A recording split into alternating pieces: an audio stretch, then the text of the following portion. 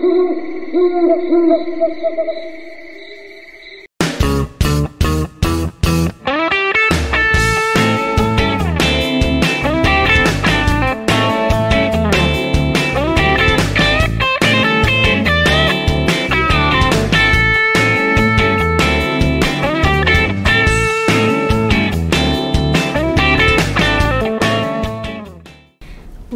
Oktober 2024 adalah bulan di mana kita akan memasuki pemerintahan baru. Jadi selamat kepada Presiden dan Wakil Presiden terpilih. Dan tentunya dengan pemerintahan baru ini, soal harapan terkait dengan pemenuhan, perlindungan dan penghormatan kepada kawan-kawan difabel tentu masih terus ada.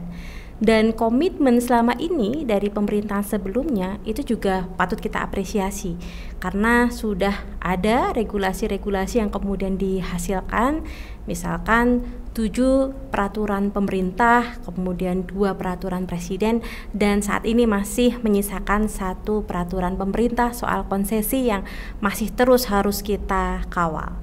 Jadi selamat bergabung kawan-kawan, teman-teman TOA PRY. Kita akan membahas kaitannya dengan bagaimana pemenuhan hak asasi manusia untuk penyandang disabilitas atau kawan-kawan difabel di Indonesia. Dan saat ini kita kedatangan tamu istimewa. Siapa itu? Ini beliau disebut dengan anak setan kabarnya begitu ya. Jadi ada Mas Hari Kurniawan atau biasa dikenal dengan Cak Wawa. Beliau adalah Komisioner Pengaduan dari Komnas HAM RI tahun 2022 sampai 2027. Kita sapa dulu ya. Selamat sore, Cak Wawa. Selamat sore, Mbak Rani. Sehat? Alhamdulillah sehat. Ya, sejauh ini sehat ya. Sejauh ini sehat. Terima kasih ya, Cak. Sudah walaupun kadang kantongnya nggak sehat. Oh gitu ya. Oh sama kalau itu ya, Cak. Cak, penasaran kenapa sih disebut anak setan, Cak? Anak setan itu bermula dari Jogja sebenarnya, dari teman-teman aktivis, bukan disabilitas malahan, dari teman-teman aktivis di gerakan di Jogja ya, aktivis gerakan sosial. Waktu itu jadi mereka manggil saya anak setan itu, saya itu ada di mana-mana gitu kan, di mana-mana. Terus kok tiap ada rapat ini penggusuran ikut, dia tuh ini ikut. Jadi julukan teman-teman tuh, kamu lama-lama kayak jelangkung ya.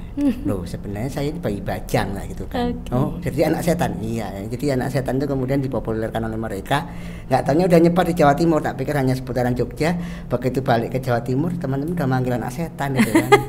Makanya kadang-kadang saya bilang kalau pertemuan kayak gini, ini kan harusnya di sini ada menyan, ada pengatu jurupal gitu. Sekarang diganti dengan kapabel ya, Cak. Iya, ini kopi buatan kawan-kawan difabel ya. Iya. Oke. Jadi Cak Wawa ini adalah kira-kira aktivis jalanan begitu ya, yang sekarang sudah berhasil masuk ke lembaga negara untuk melakukan pemantauan begitu ya, Cak, soal pengaduan juga kaitannya dengan hak asasi manusia gitu ya. Nah, ini mumpung di rubrik TOA, tongkrongan advokasinya PRY, Cak, mungkin bisa dikasih penjelasan lah atau ini ya ke teman-teman ya, Kak Cawa cerita perspektif HAM pada isu disabilitas itu seperti apa sebetulnya, Cak? Maksudnya ini ya perspektif pendekatan terhadap hak disabilitas ya. Ya, kita tahu bahwa di pemerintahan Jokowi itu sudah banyak aturan yang dibuat. Misalnya ada ratifikasi Konvensi Hak Penyandang Disabilitas di dalam Undang-Undang Nomor 19 Tahun 2011 ya.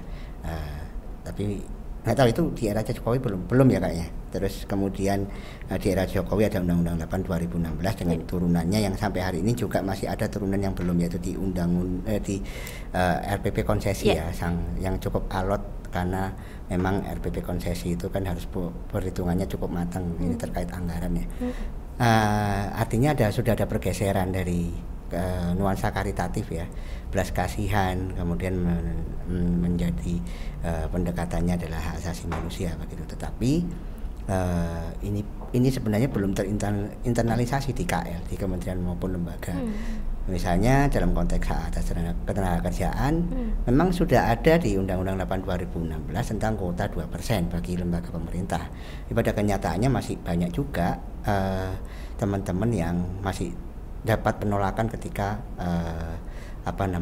melamar jadi PNS ya. Walaupun sekarang udah mulai berkurang nih ini kan. Atau ketika di BUMN, nah BUMN itu kan state enterprise ya atau perusahaan negara, tapi pada kenyataannya perekrutannya juga masih menimbulkan banyak masalah. Contoh kasus di Outbrand Sianipar ya, yang dia di Bukit Asam, kemudian dia ditolak masuk sana, tapi akhirnya dengan perjuangan teman-teman waktu itu advokasi dia bisa masuk. Tapi kemudian pasca dia masuk ada intimidasi di dalam. Dia tidak ditempatkan sebagaimana dia ngelamar, tapi dia juga kemudian diintimidasi bahwa gara-gara Outbrand Sianipar mengangkat kasusnya, si BUMN itu menjadi tercemar namanya. Nah ini juga terjadi di lembaga-lembaga negara yang lainnya ya. Artinya prospek kedepannya tentang disabilitas dalam konteks hak atas pekerjaan kemudian hak-hak yang lainnya nih, kita tunggu komitmen dari pemerintah yang baru nanti ini kan, karena Oktober adalah proses di mana ada pergantian suksesi pemimpin di Indonesia begitu. Walaupun kita tahu lembaga partai pengusung Pak Prabowo misalnya Gerindra ini ikut andil juga dalam advokasi di ranah Undang-Undang 8 2016 dulu ya. Mereka pengusulnya, kemudian tapi pada kenyataannya kita nggak tahu nanti seperti apa kebijakan Pak Presiden Prabowo, karena di zaman Jokowi, Presiden Jokowi, Pak Jokowi sudah mempunyai nawacita, tetapi pada kenyataannya itu juga masih jauh dari harapan gitu loh, pelaksanaan nawacita dengan hak disabilitas gitu.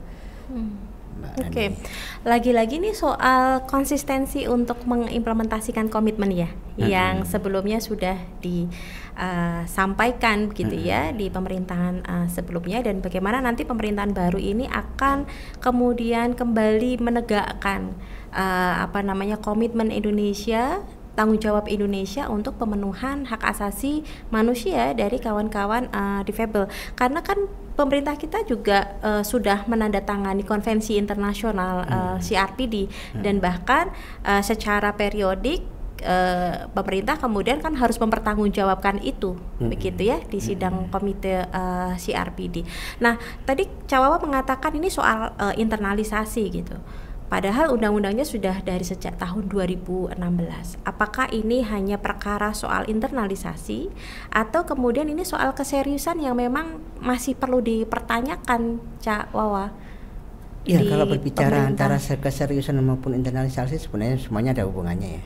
Artinya ketika tidak ada internalisasi nilai-nilai hak asasi manusia disabilitas di kementerian dan lembaga, tentu saja itu ada tanda quote and quote bahwa kurang serius gitu menggarap pemenuhan, pelindungan dan penghormatan terhadap hak asasi manusia ya di kelompok disabilitas. Kenapa? Contoh kita juga sebagai salah satu negara ASEAN, di mana tahun 2025 besok ASEAN Enabling Master Plan ini akan berganti wujud ya. Tetapi sampai hari ini kita lihat komitmen pemerintah untuk melaksanakan ASEAN Enabling Master Plan itu masih dipertanyakan begitu. Ketika ketemu dengan teman-teman ICARE, mereka banyak yang bilang bahwa Indonesia masih belum punya komitmen untuk menggarap itu. Misalnya smart city misalnya. Di smart city apakah kemudian akses teman-teman untuk mendapatkan informasi itu ada gitu? Ternyata nggak ada. Saya dulu megang proyeknya ASEAN Enabling Master Plan ya, untuk advokasinya begitu. Dan Kementerian Sosial yang sebagai punggawanya di situ, ujung tombaknya itu nggak jalan untuk melaksanakan itu gitu. Bahkan justru yang lebih aktif malah Kemenlunya. Dia punya 86 universitas yang kemudian dia advokasi untuk menjadi universitas yang inklusi gitu. Tapi Kementerian Sosial tidak jalan sama sekali di itu. Bahkan yang kita herankan bagaimana Bu Risma ya, Kemensos di tahun 2023 di tahun 2022 maaf dia punya program Indonesia Bicara, Indonesia Mendengar, Indonesia ini kan berjalan gitu kan, ini kan lucu gitu loh. Ini kan bentuk lagi stigmatisasi begitu terhadap teman-teman disabilitas. Balik lagi ke karitatif, di Undang-Undang Cipta Kerja juga seperti itu. Istilah-istilah penyandang cacat juga masih muncul di situ kan.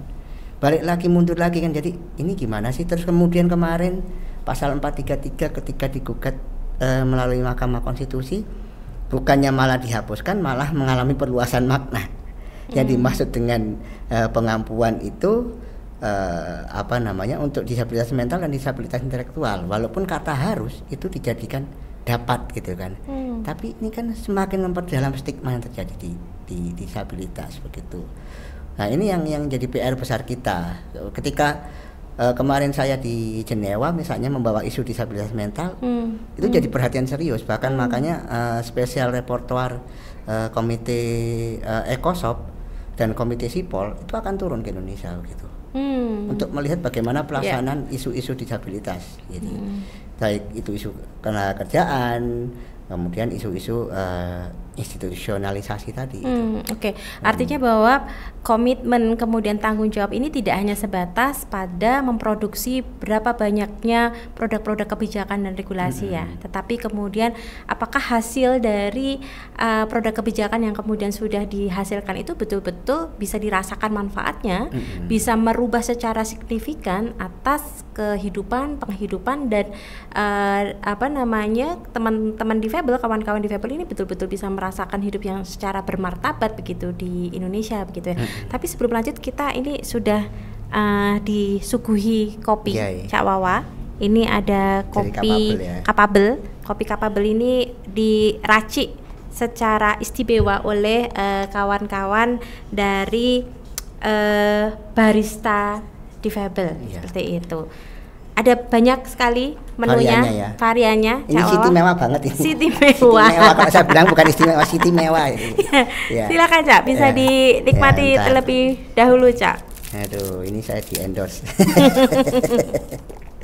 Mumpung ada komisioner Komnas HAM di sini, jadi sekaligus iklan gratis itu ya.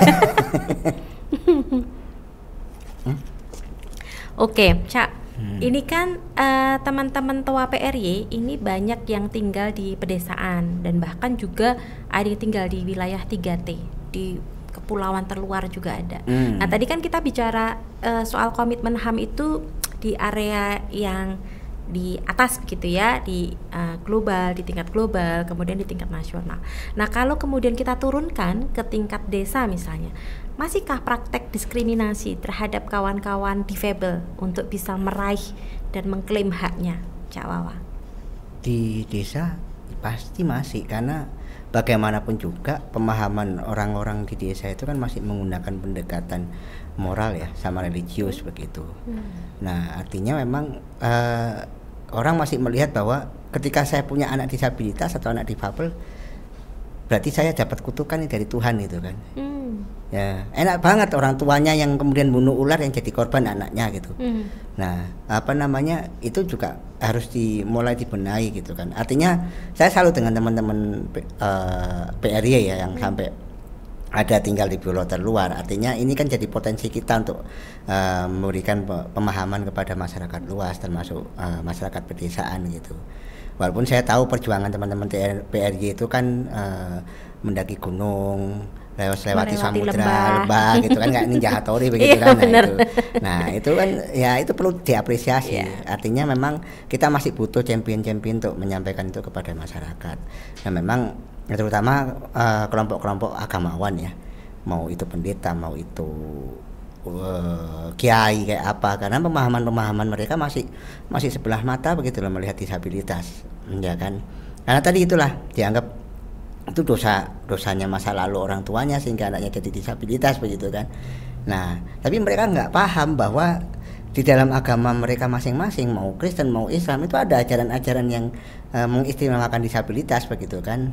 Atau di budaya-budaya lokal kita, misalnya di Jawa ada pasukan bergodo Polowijo yang itu terdiri dari disabilitas, atau kemudian di beberapa daerah dianggap disabilitas itu punya ini ya, punya potensi yang bisa dikembangkan itu. Nah bahkan dalam satu cerita itu Gajah Mada itu seorang disabilitas begitu, karena kemana-mana dipotong.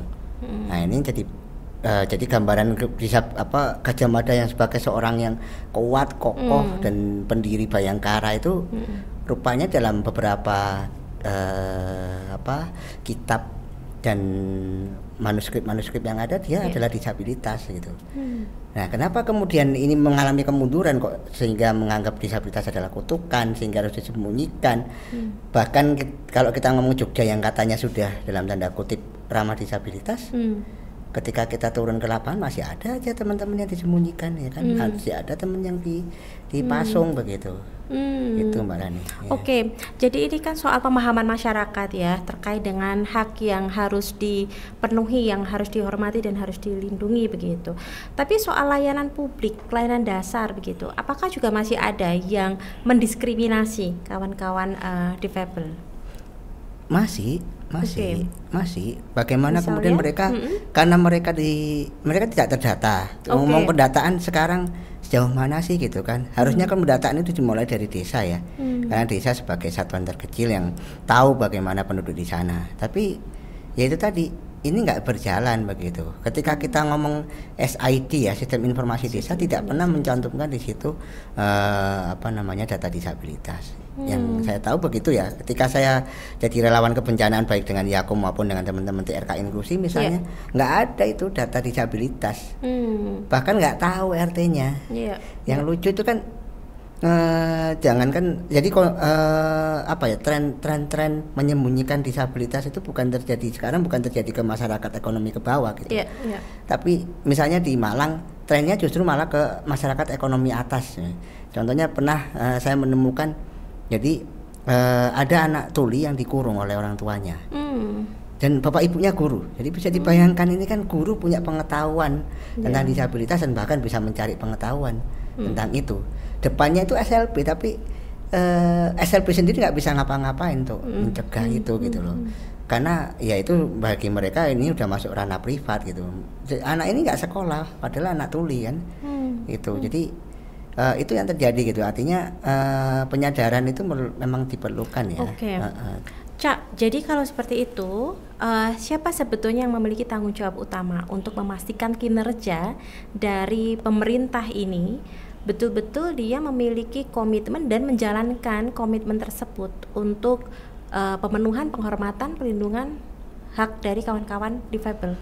Tentu saja harus ada satu kelompok yang memonitoring itu semua, gitu kan. Tidak hanya kemudian dibebankan ke disabilitasnya gitu, tetapi kelompok-kelompok yang peduli disabilitas. Namun mungkin sebelum kesananya kan dibentuklah KDD itu loh, kelompok difabel desa yang ini kemudian bisa menyerap aspirasi disabilitas di desa agar hak-hak itu bisa terpenuhi. Apalagi di dalam undang-undang desa sudah digariskan ada anggaran dana desa untuk pemberdayaan kelompok rentan terutama disabilitas gitu. Tapi ini kan kemudian kalau mereka nggak tahu pasti akan digunakan untuk pembangunan. Saya masih ingat dulu ada satu lurah di Jember ya, ketika saya mengerjakan desa inklusi dengan teman-teman itu, dia menolak adanya desa inklusi. Dia bilang, ngapain sih, paling berapa sih jumlahnya disabilitas di sini gitu kan, di desa apa ya lupa, bukan Karanganyar waktu itu.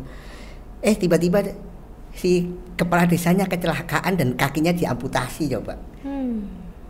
Padahal kita nggak pernah mendoain biar dia jadi difabel enggak gitu, tapi akhirnya begitu ini ya sekarang dia gabung dengan kelompok disabilitas di Jember. Artinya ya ngomong memperjuangkan hak disabilitas tuh ya memperjuangkan hak untuk semua orang, karena disabilitas kan cross cutting isu ya, bisa dimanapun gitu.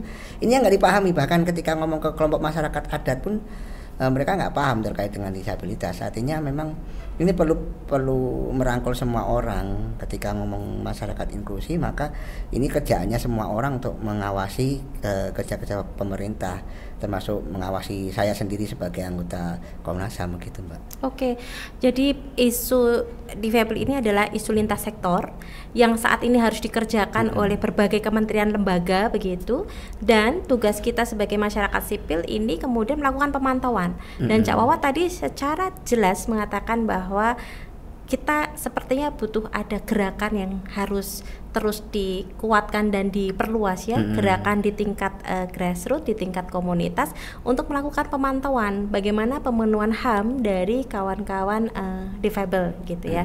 Dan kita juga saat ini kan terhubung dengan formasi disabilitas yang saat ini akan melakukan pemantauan hak disabilitas ya. Cawa bisa kasih ini penjelasan sedikit, menceritakan sedikit pemantauannya itu apa saja, kemudian bagaimana nanti kalau ada kawan-kawan yang ingin tahu soal pemantauan itu.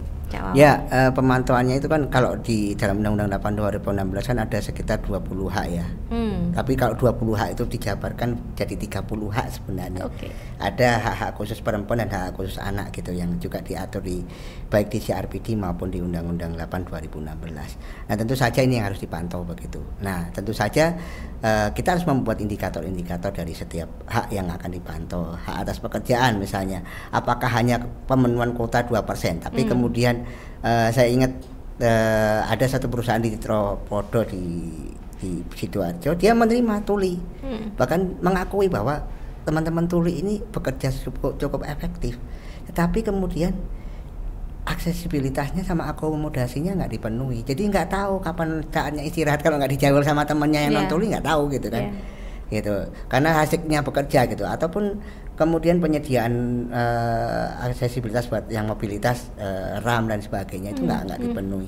Jadi hanya sebatas pemenuhan itu, tapi kemudian reward and punishment-nya nggak ada di situ gitu. Nah, dengan adanya indikator-indikator kita nanti bisa ngasih penilaian mana misalnya kalau di konteks Komnas HAM kan kita punya penilaian HAM ya.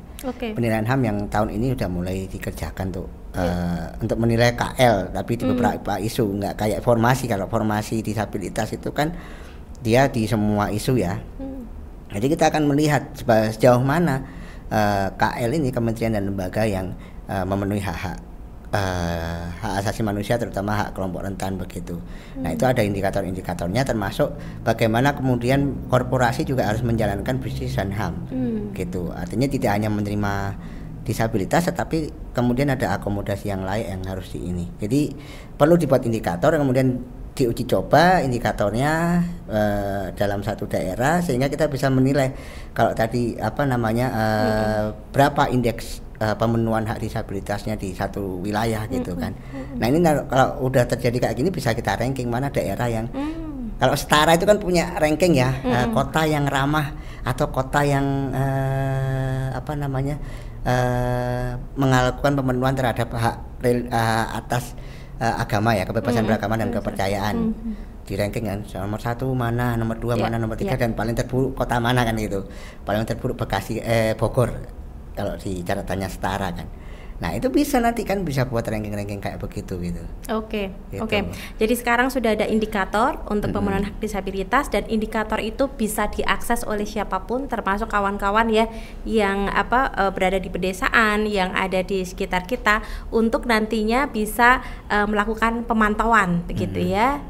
Bagaimana sejauh mana pemenuhan hak asasi manusia terhadap kawan-kawan difabel. Nah, ini kemudian ada kuis nih, Cak. Kuis untuk teman-teman TOA PRY. Hadiahnya apa, Mbak Rani? Hadiahnya wah menarik sekali nih, luar biasa. Hadiahnya deng. Nah, ini tepuk tangan, Cak. Nah, ini hadiahnya itu adalah bubuk kopi ya, bubuk kopi Robusta racikan dari kawan-kawan difabel di Kapabel. Sayangnya saya nggak boleh ikut ya. Nggak boleh. Kan yang ngasih nanti yang jadi juri Cak Wawa. Oh gitu. Jadi ada 2 pertanyaan. Pertanyaan yang pertama adalah tadi Cak Wawa kan sempat menyampaikan ya. Sebelum ke pertanyaan begini, Mbak. Gimana? Jadi saya boleh nambahkan hadiah nggak? Ya. Oh. Nanti saya kasih GoPay 100 bagi yang 2 orang pemenang. Yeay, ada GoPay 100. Jadi ini hadiahnya ditambah dengan GoPay. Ya. Sip. Nah, pertanyaannya adalah yang pertama, tadi kalau teman-teman TOA PRY mendengarkan dari awal ya sampai akhir, Cak Wawa itu menyebutkan regulasi untuk pemenuhan hak difabel di Indonesia. Sebutkan undang-undangnya, nomor berapa, tahun berapa gitu ya, tentang apa. Itu yang pertama. Yang kedua, sebutkan 3 hak dari kawan-kawan difabel berdasarkan undang-undang tersebut, gitu ya. Nah, jawabannya itu nanti silahkan bisa ditulis di kolom komentar dengan format. Ada formatnya. Formatnya itu adalah nama, kemudian spasi, nomor HP, spasi, dan jawaban. Sekali lagi formatnya nama, spasi, nomor HP, spasi, jawaban. Begitu ya. Ini waktunya berapa hari ditunggu, teman-teman? 2 minggu setelah launching. Cak Wawa ingat ya GoPay-nya ya. Iya, Oke. Nanti diingatkan ya, Mbak. Ya. 2 minggu lagi ya. 2 minggu lagi ya. Iya, Oke, terima kasih Cak Wawa sudah ngobrol dengan seru, dan nanti kita akan bertemu lagi di rubrik TOA PRY berikutnya. Jadi silahkan pantau terus pemenuhan hak dari kawan-kawan difabel dan saling berkonsolidasi untuk melakukan pemantauan hak difabel di Indonesia. Terima kasih. Terima kasih.